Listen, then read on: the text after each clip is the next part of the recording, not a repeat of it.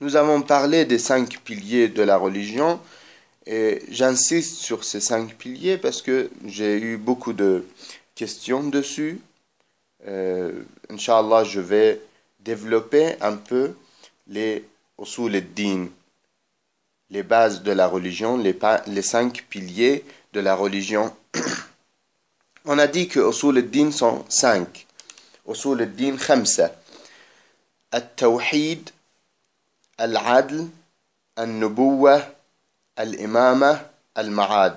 La première, c'est at-tawhid. At-tawhid, c'est l'unicité de Dieu, l'unicité d'Allah subhanahu wa ta'ala, croire en l'unicité d'Allah subhanahu wa ta'ala, croire en notre Dieu unique, puissant, le créateur de tout. Deuxième chose, al-adl, Allah subhanahu wa ta'ala, qui est notre créateur, qui est l'unique créateur, l'unique Dieu, il est adil, ça veut dire il est juste. Il faut croire en la justice d'Allah subhanahu wa ta'ala. C'est impossible qu'Allah subhanahu wa ta'ala soit injuste. Inch'Allah, on va développer chaque point après. Troisième chose, an-nubuwah. Alors je répète, at-tawhid, la première, l'unicité. Deuxième, al-adl, la justice. Troisième, an-nubuwah, les prophètes. Il faut croire en 124 000 prophètes. Nous avons, dans l'islam, on sait que nous avons 124 000 prophètes. On croit en tous ces prophètes, alayhimus salam. Inch'Allah, je vais détailler chaque point, Inch'Allah, après. Quatrième chose, al-imama. Croire en les imams, alayhimus salam. Les 12 imams. Cinquième chose, al-ma'ad, le retour. C'est-à-dire la vie ne se termine pas avec la mort. Inna lillah wa inna ilayhi raji'un. Il faut croire en le jour dernier que nous sommes à Dieu. Inna lillah, nous sommes à Allah subhanahu wa ta'ala wa inna ilayhi raji'un. Et nous revenons vers lui subhanahu wa ta'ala. Premier point, at-tawhid. L'unicité d'Allah subhanahu wa ta'ala et la croyance en Dieu unique, puissant, celui qui a tout créé. Beaucoup de gens, ils vont vous dire que comment je peux croire en Allah? Il y a beaucoup d'histoires, mais comme nous sommes dans le cours de jurisprudence, en bref, je vous raconte l'une des histoires parce que c'est très important de savoir qu'il faut croire en Allah subhanahu wa ta'ala, le Tout-Puissant qu'il a tout créé, subhanahu wa ta'ala. Celui qui a tout le pouvoir sur nous, le seul qui a les vrais pouvoirs sur nous.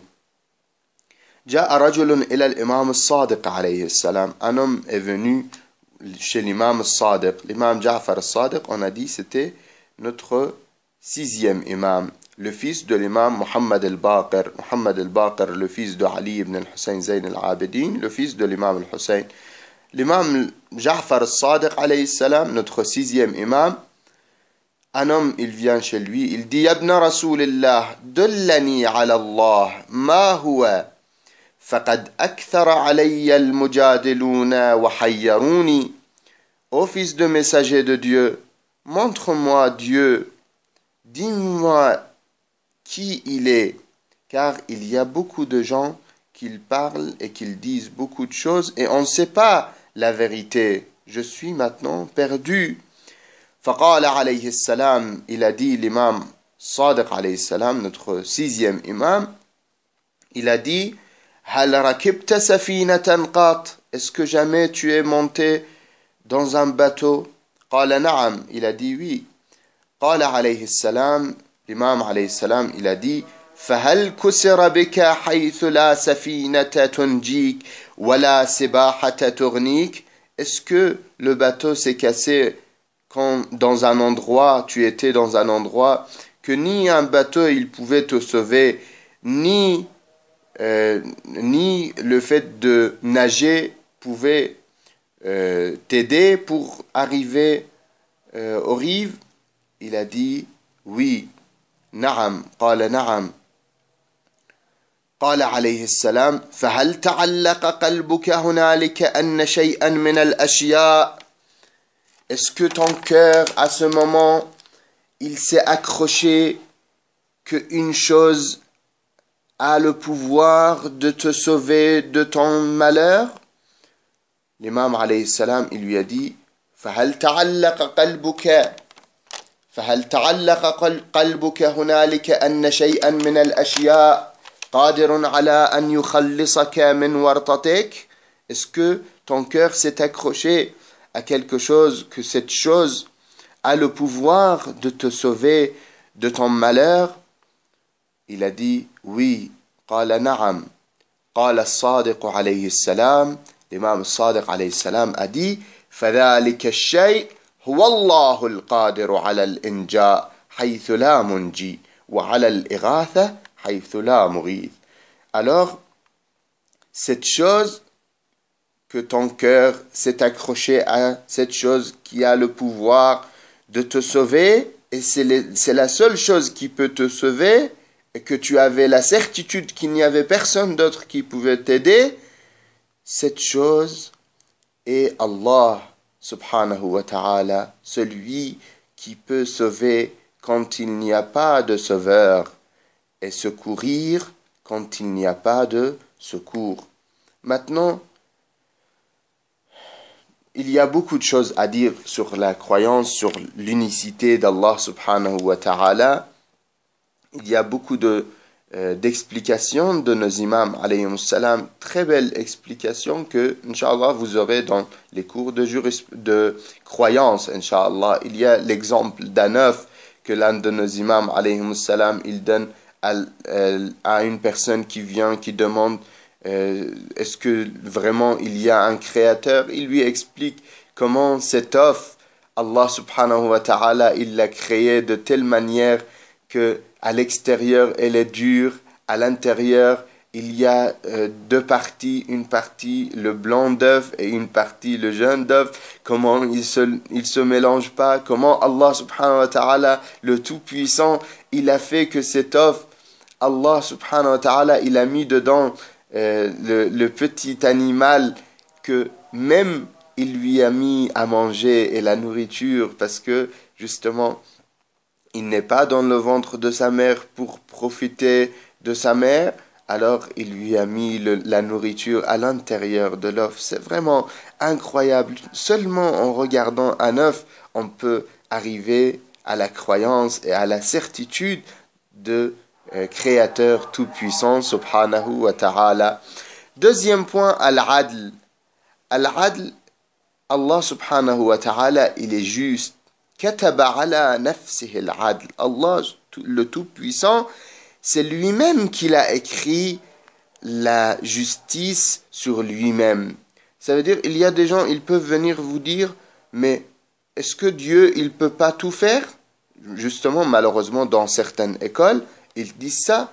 Dans certaines écoles, ils disent que Allah, il peut tout. Alors, il peut ramener celui qui était bon, qui a fait tout bien dans cette vie, il peut le mettre en enfer.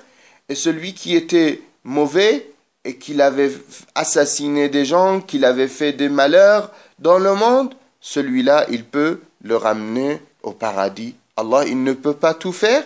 On leur dit, si Allah, il peut tout faire, mais Allah, il est juste. Nous croyons parmi nos croyances, et la deuxième des croyances, c'est Al-Adl.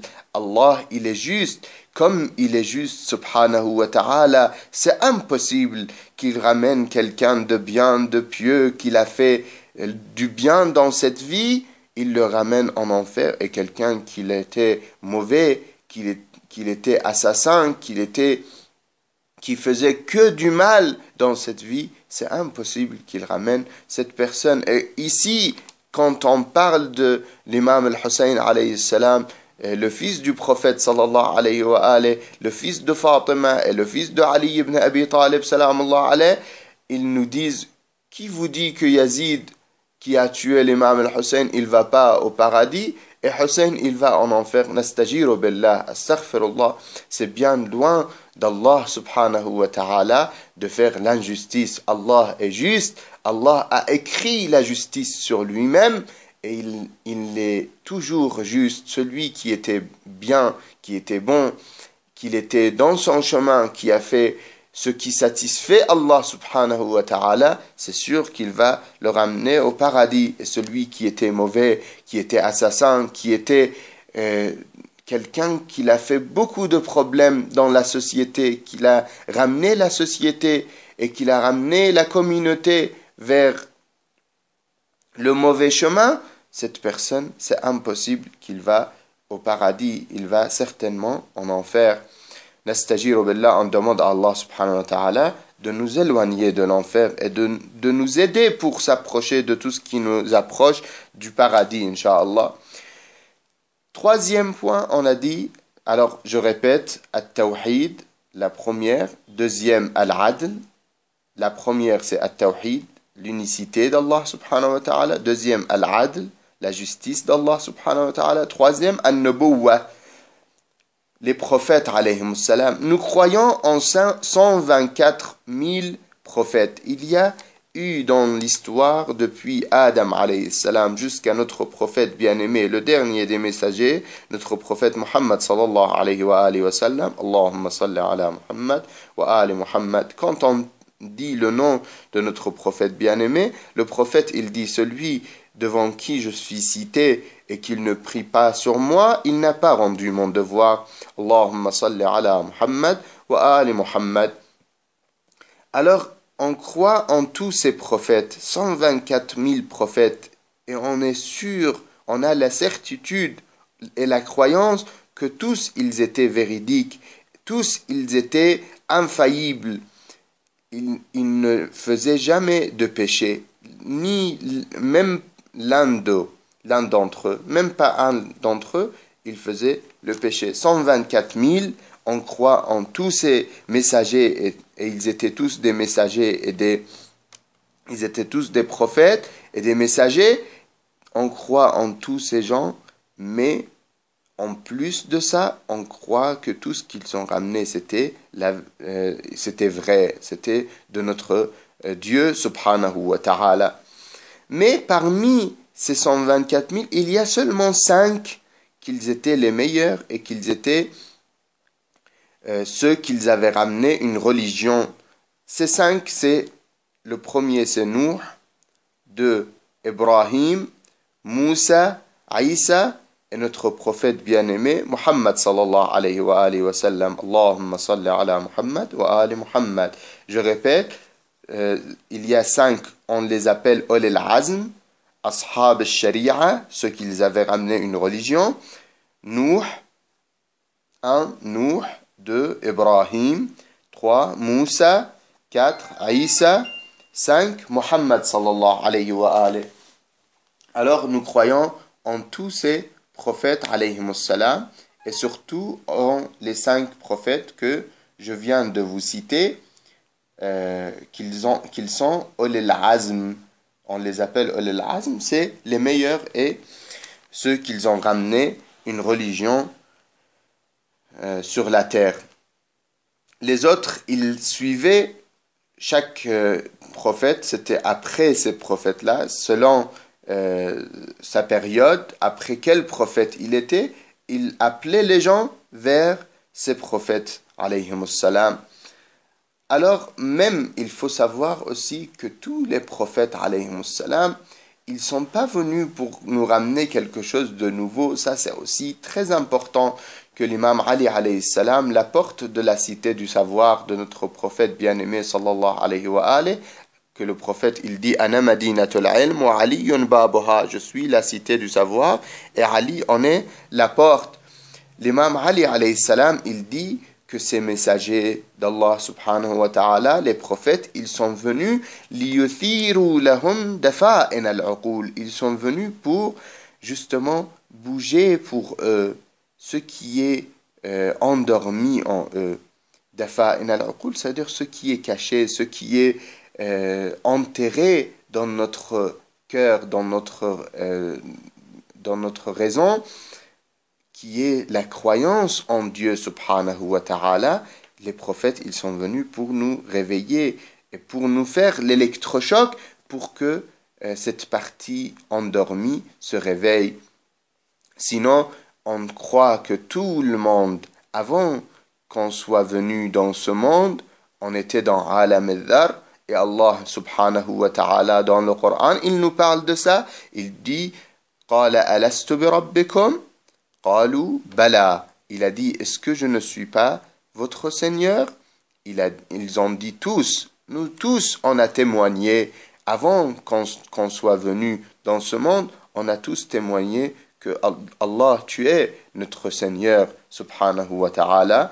Mais justement, c'est pour ça que quand on est dans cette vie et il y a les gens qui nous parlent des choses qui ne sont pas vraies, c'est pour ça qu'on a dévié. Le travail des prophètes, alayhimus salam, c'est de nous réveiller et de nous ramener vers Allah subhanahu wa ta'ala, notre créateur.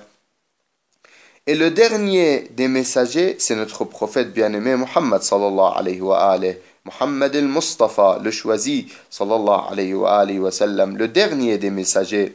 Allahumma salli ala Muhammad wa ali Muhammad. On croit en lui et que lui, il a ramené la meilleure des religions et la dernière des religions. Et comme c'était des étapes, et tous, ils arrivent à notre prophète bien-aimé, sallallahu alayhi wa alayhi. C'est pour ça que même dans les autres livres, on parle de notre prophète bien-aimé, Muhammad sallallahu alayhi wa alayhi, alladhi summiya fi as-sama'i bi Ahmad wa fi al-aradhin bi Abil Qasim Muhammad. Allahumma salli ala Muhammad wa ali Muhammad, celui qui est nommé dans le ciel Ahmad et dans la terre Abul Qasim Muhammad. Allahumma salli ala Muhammad wa ali Muhammad. Nous croyons que lui, il nous a ramené la religion qui était attendue par les autres. Et ce prophète, le dernier des messagers, notre prophète bien-aimé sallallahu alayhi wa sallam, il était attendu par les autres religions. Et les grands savants religieux des juifs et des chrétiens l'attendaient. Et ils avaient même des signes que lui, il est né. Mais malheureusement, le problème qui vient toujours, c'est le problème des tribus et le problème des races. Comme il était venu dans les Arabes, chez les Arabes, et il n'est pas venu de Bani Israël, ils n'étaient pas contents, ils n'ont pas accepté. Mais par contre, il y a des grands prêtres chrétiens qui ont cru en lui et qui sont rentrés dans l'islam dès qu'ils ont vu notre prophète bien-aimé sallallahu alayhi wa sallam. Quatrième point, al-imama. Il faut croire en les 12 imams. Le prophète sallallahu alayhi wa alayhi, je répète les 4 points. La première, c'est at-tawhid, l'unicité d'Allah subhanahu wa ta'ala. Deuxième, al-adl, la justice d'Allah subhanahu wa ta'ala. Troisième, an-nubuwa, croire en les prophètes, les 124 000 prophètes et le dernier des messagers, notre prophète bien-aimé Muhammad sallallahu alayhi wa alayhi. Allahumma salli ala Muhammad wa ali Muhammad. Quatrième point, al-imama.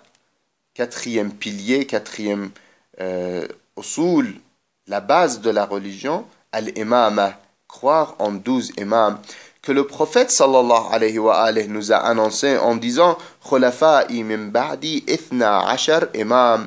Les califes après moi, les imams après moi sont au nombre de 12 et ils sont tous de Quraysh. Et il a cité même ces noms depuis, j'ai parlé dans mes discours pendant Muharram et je répète rapidement.